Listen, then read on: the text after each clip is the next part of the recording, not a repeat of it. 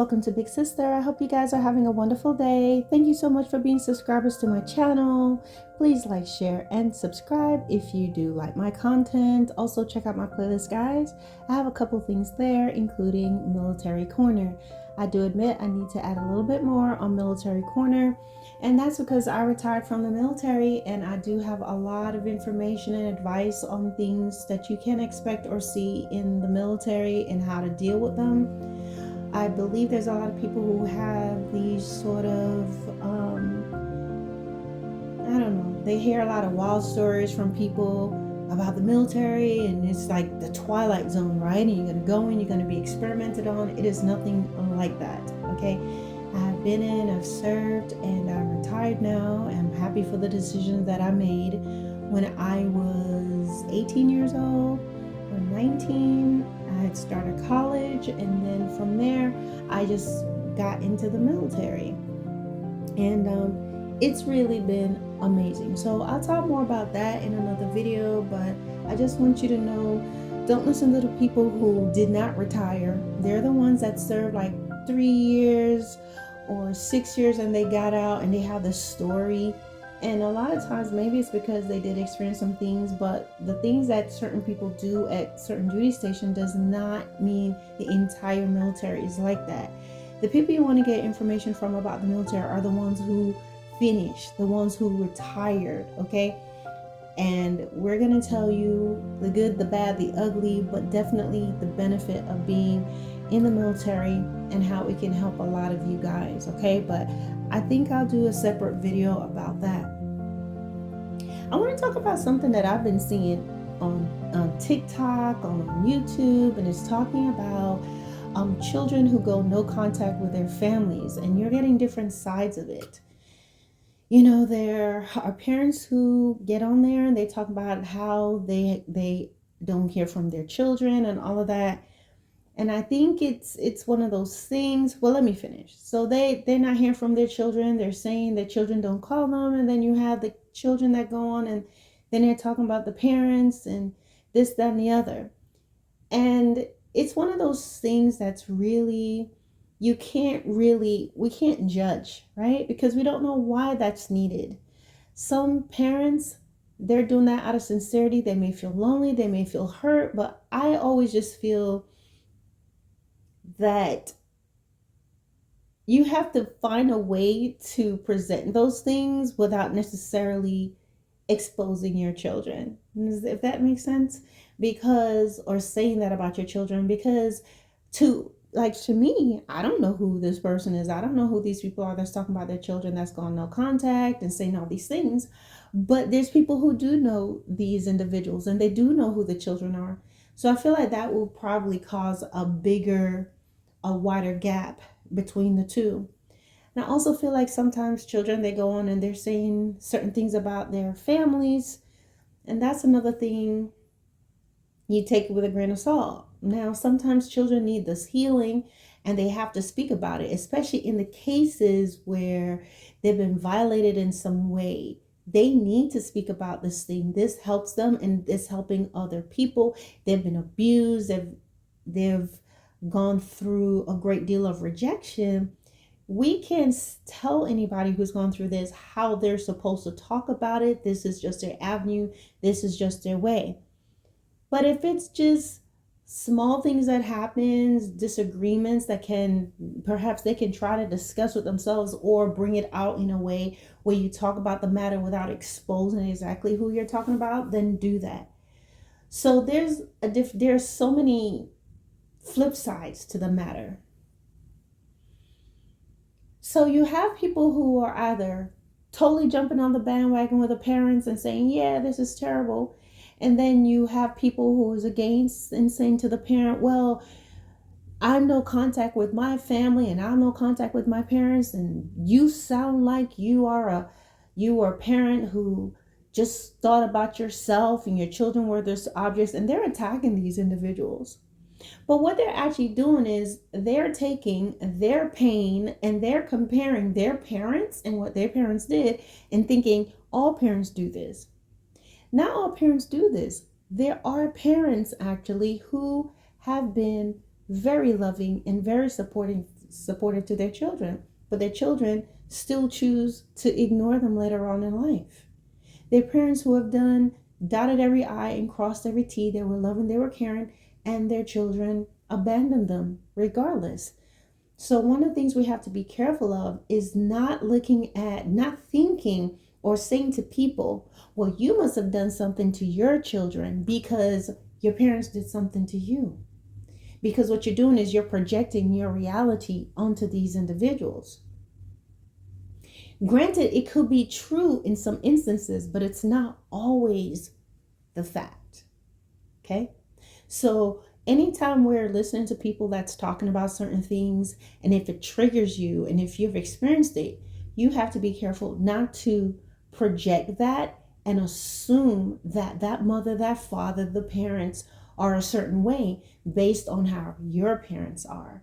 Just like you can't assume certain children who have gone no contact that they're all entitled brats because maybe your children were, or you knew people who were. Everyone's reality is different.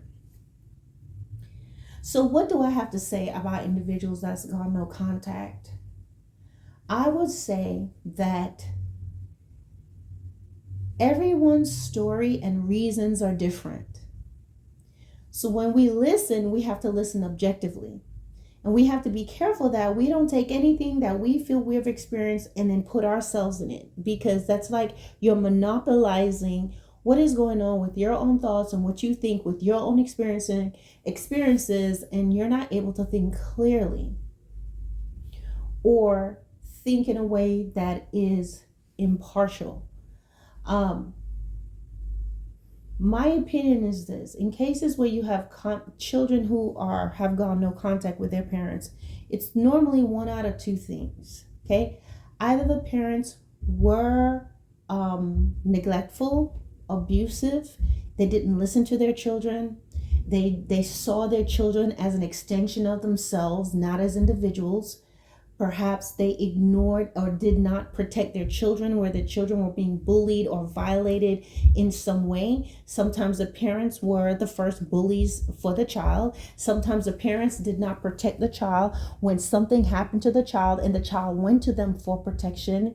Maybe the child coming up was always trying to please that parent, trying to do whatever they could do to show and prove to that parent that I love you, or want to be loved by that parent, and the parent did not accept it. They continued to push the child to certain limits. This is very, very possible. And so what happens is the child becomes hurt, and a lot of times they're still trying at a certain age, even when they leave home, and they just reach a place where, and I personally believe that it's not easy for a child to do that, where they said no contact is the way to go. And a lot of times they have to do this to safeguard themselves, to keep themselves from losing their minds, maybe taking their lives, or worse.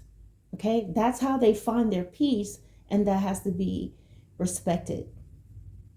So that's one aspect.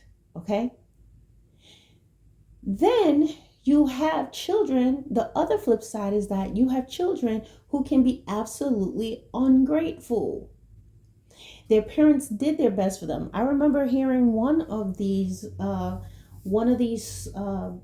stories where the person said the parent didn't hurt them. They did the best for them. They sent them to the best schools. They did everything, protected them, but she just felt some sort of resentment towards her parents. She just couldn't stand being around them, and she had to get away from them.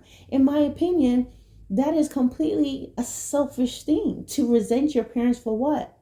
Well, I will tell you what can happen, and parents have to be very careful with this, is that sometimes you're trying so hard to give your child everything that they become entitled, that they resent it. They resent it because they're getting too many things. You can love them and you can give them things, but if they're always getting everything all the time, they can develop resentment because they don't really know about earning. They don't really know about being accountable, responsible. They're just constantly getting it. So a selfishness, an entitlement, a narcissistic mentality can sink into that child because they're getting too much constantly. In no way am I saying that parents are to neglect their children, not feed them, not give them what they need. But they have to figure out what that perfect balance will be with their child. You don't have to give them everything. You don't have to overdo the praise. You know, when they're little, you're always like, oh, you're so great, because you're young. But as they get older, you have to scale it back a little bit. You can still be loving, you can still applaud them, but you have to give them goals, let them set those goals, let them earn those things. And some things you shouldn't always just be like, yes, yes, yes, yes, all the time. Because when you do that, sometimes what will happen is the child just becomes entitled. And the reason why that happens and why they resent you is because they're spoiled. That's what can happen. You can put too much. You ever put too much sugar in something and it's not good to the taste? You put too much salt in something, it gets too salty, it's inedible. You understand what I'm saying? So parenting, sometimes parents will give their child way, way, way too much. And that's because maybe they want to compensate. Maybe they are busy all the time. So because they're busy and working, they feel like they always have to give them something. Maybe there's a parent that's absent, or they had a childhood that was not that great. And they're saying, I'm not going to be that type of parent. But they overdo it. And the reason why they overdo it is because they didn't have an example. So they don't know what it should be. They just over egg the pudding. They do too much. I'll give you this example. In my opinion, when I see someone, let's say they're gay or they're lesbian, right? One of the things that I see is someone that is saying that they are a female, okay, they're gay. I always see, in my opinion, the guys are normally a lot more over the top being a female than an actual female. If you put them in a room with a bunch of female, they're normally the one that's more like, hey girl, hey, just really up there with it, okay? And the same thing, like when you have a female who's a lesbian and maybe she's the male part of the relationship, sorry if I'm not saying this correctly, she's like super, just the toughest of the toughest. So there's normally like, and I see that, like, I've seen it. Now, when I was in the military, I knew two guys who were gay. And they were super cool. Super cool. They were so much fun. Okay? But what made them funny is that they're always like, girl, and they were just doing so much. But it's more than what us actual, females, we're not always on that, hey, all the time. And then when I saw like girls who were acting like the guy, they were always like walking like the guys, and it's like you're doing a lot. Okay? So when you compare them to other guys, you see that guys are not always into tough guy walking hard mode, right?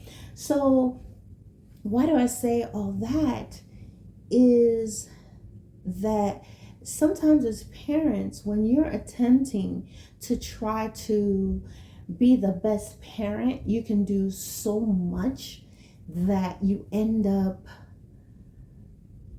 creating a monster, so to speak.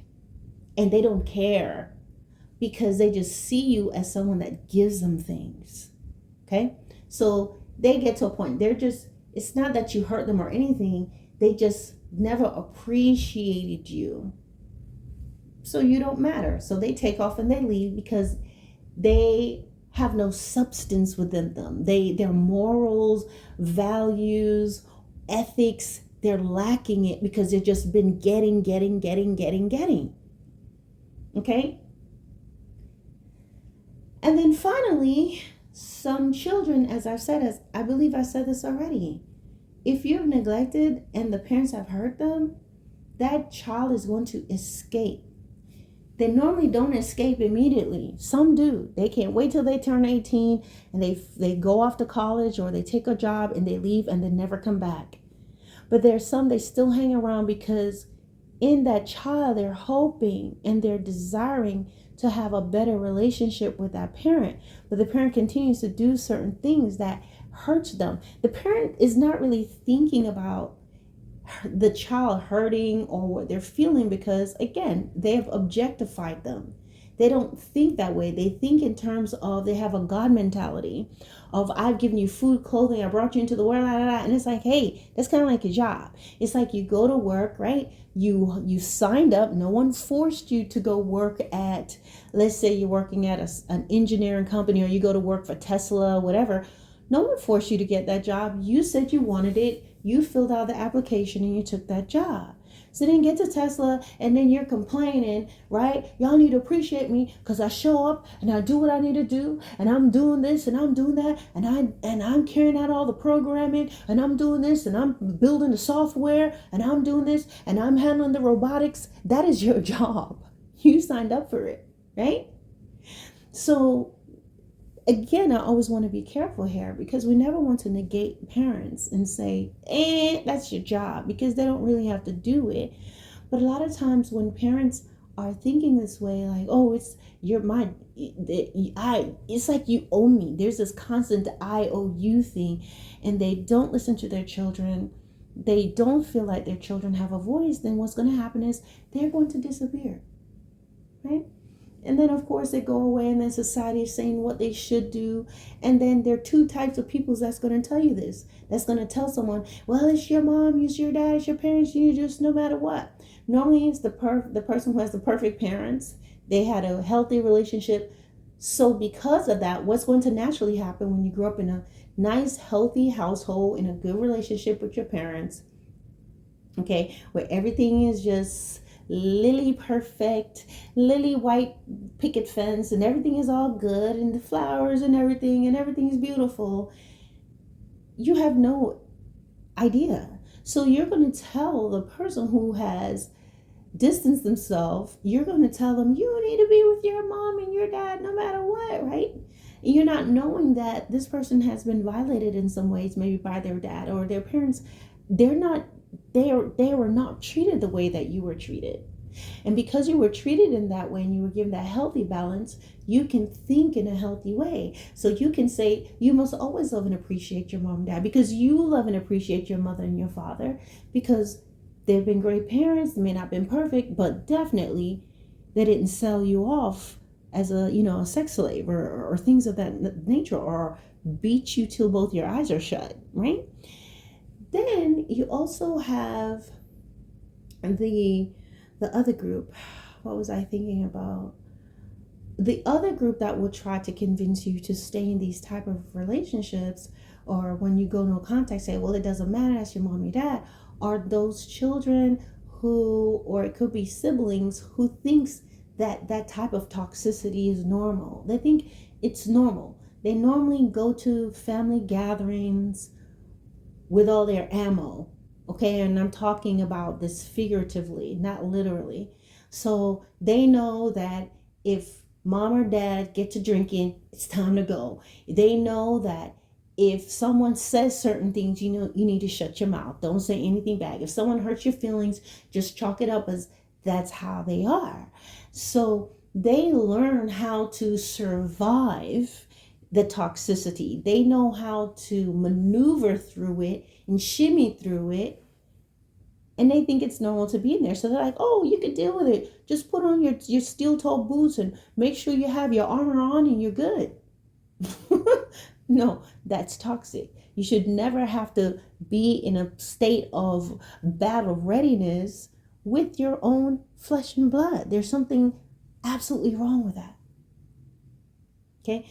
So, in my opinion, there are two sides. There are two aspects. I've given it to you. There are some parents who have been abandoned, who were absolutely good parents.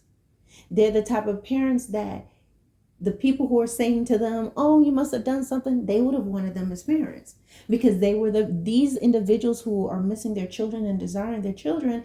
The ones who didn't have parents would have loved to have them as parents, because they are actually good parents. However, what can happen, as I said, is the children are spoiled. Okay, that's another scenario. Children are spoiled.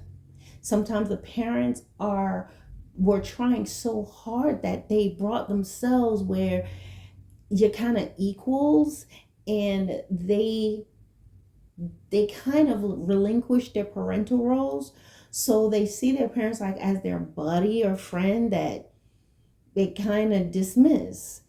And it's probably not, probably less than a buddy or friend, because they're probably more engaged with their friends. And if their friend was upset with them, they would probably work harder to find out, hey, what happened, and to make it work. So we can't even say that. So you have to make sure that you have that balance where uh you're not loving so much that you're giving everything, that you turn your child into a narcissist. And then of course, there are parents who have been cruel and their child disconnect, and you can't say to that child, oh, you need to be with this person. No, this child now has to they have to, a lot of times they're doing this to protect themselves, and they're doing it for their own peace of mind. They're doing that to give themselves the peace and to heal and to be able to navigate through life. Because once they get married and they move forward, if they keep this toxic parent around, the parent now begins to work on their family. If the parents are indeed toxic, they're going to be embarrassing said child in front of their husband or their wife. They'll try to befriend the husband. They want to get the trust of the husband or the wife. They want to get the trust of the children. And what they'll start to do is they'll start to ridicule and belittle the parent, their child, like they've done since they were little. And when they do that, that comes off, it's going to make everyone uncomfortable. And if you're not careful, they'll turn the family against the child, because they now begin to drop little hints to the children and to the spouse or to the boyfriend, to the girlfriend. And they're naturally going to believe the mother, believe the father, because no one believes a parent would be a liar or manipulator. You understand? And I'll do another in-depth video about those type of behaviors. But again, there's always a reason, whether the child is absolutely selfish or the child is running and wanting peace and is decided that that child may have come to a place of realizing that I will never get what I need from my family. I will never have that ideal family love and connection that I've been working for all these years, decades really, from their 10, then they're 20, then they're 30, probably more. They know what they're doing. We have to trust that, all right?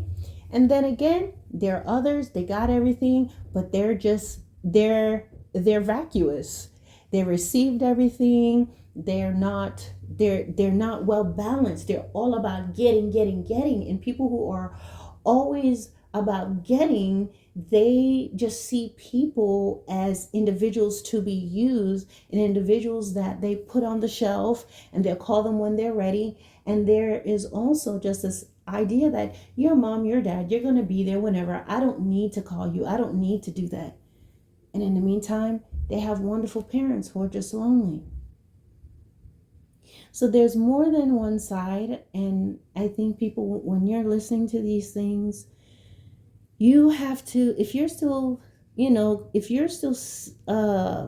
steeping in your own hurt and pain and rejection and everything, when you hear things like that, whether you hear a parent crying out to their children or saying something, you are going to be triggered and you're going to immediately attack, because you're still bleeding, you're still wounded. So you're going to see that parent as the enemy, and you're going to see them because you had bad parents, or you had parents who were negligent. You understand? So your reality is very pixeled. And as I said before, when the parent goes on there and they're telling people stuff like that, that is going to make the gap even bigger. A lot of times the parent they've already said what they need to say, but I always think as a parent, you can't just get on there and talk about your kids, talk about your children on the internet. I mean, unless you've just said, screw it, forget it. You just can't do it. Why? Because you're in that position and you shouldn't do it.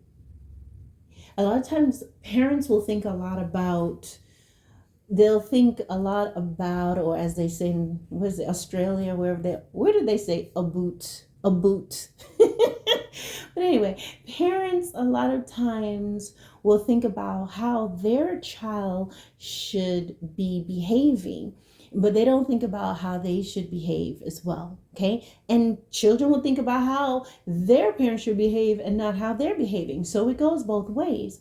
But definitely, when you're in a position of a parent, is a very difficult position. It's a very prestigious position. You're always going to be given the benefit of the doubt by society and everyone. They're going to believe you first for the most part until you prove beyond a shadow of a doubt that you are,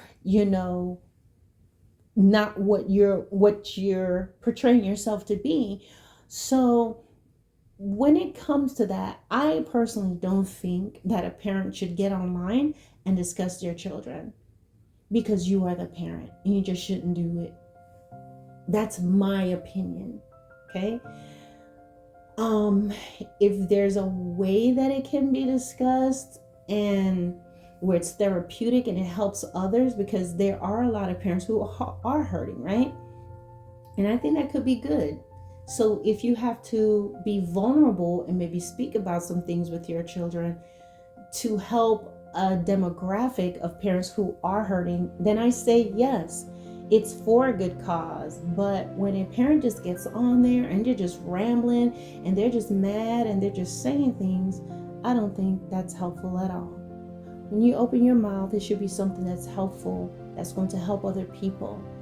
That even though it may seem you're being vulnerable, but at the same time you're helping a group of people to heal as well. And I think in those cases, yes, parents will have to be open and honest about some things, minus the malice. So that's my take on it, guys. Let me know what you think, if you've had to go no contact with anybody. And I'm going to do a more in-depth video about that, of why people may go contact and when it may be an absolute necessity. All right, guys, don't forget to like, share, and to subscribe, and I'll talk to you soon. Bye.